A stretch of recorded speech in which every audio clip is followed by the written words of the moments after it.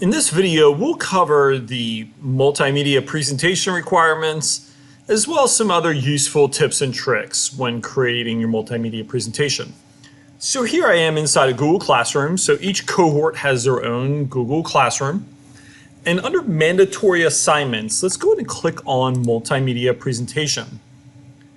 So inside of here, lists the technology requirements. So there's two different parts to this. We have the technology requirements and then the content that you'll be presenting. So for the technology requirements, we're looking for at least 8 slides. You need to have graphics and text for each slide. So the graphics does not include the background that you choose. So you have to add an image or graphic as well as the text. You need to have at least 3 animations. So when we talk about animations, these are the effects like fade in, fade out, where it swipes in and swipes out for the text that comes into the slide. You need to have 1 slide transition for the entire show. So what that means is it's a little different than animation. The transition is an animation for the entire slide. So with animation, it could be the graphics or the text. We're looking for 1 consistent slide transition for the entire show. We're looking for 1 background for the entire show. So what I did was I gave 2 links, one to Slides Carnival and the other to Slides Mania, that will give you some templates as starters. And you need to have at least 3 sounds. So for all of these, if you're stuck on any one of these technology pieces, feel free to reach out. Or what you can do is you can also go use Google or YouTube and say you really don't know how to add sounds or music to your Google slide presentation. Really, if you look that up, you'd be able to find steps pretty quick. But if you're really stuck, feel free to reach out.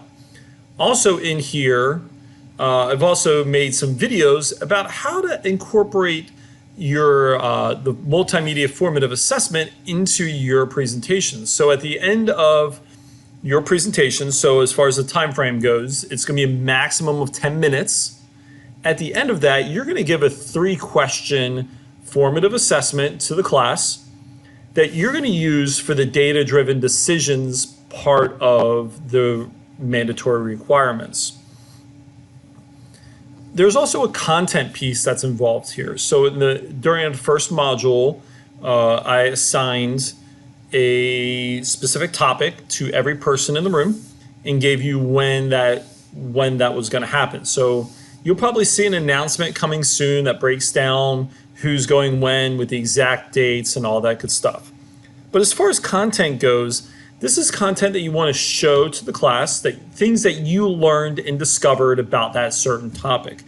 So really, you're not necessarily going to be the expert, end-all, be-all on that topic. We don't expect you to, but really, it's talking about the different resources that you discovered, talking about the different things that you learned, things you want to try in your classroom that you think that are going to be really beneficial to the people in your cohort. So that's really what we're looking for with content. But for the sake of the technology cohort, I'm looking at the technology requirements that need to be fulfilled with VDOE. So once again, if you have any kind of questions or comments, feel free to reach out at william.peterson@lcps.org. You can also leave a comment or a private comment here in Google Classroom. I'd be more than happy to help you out.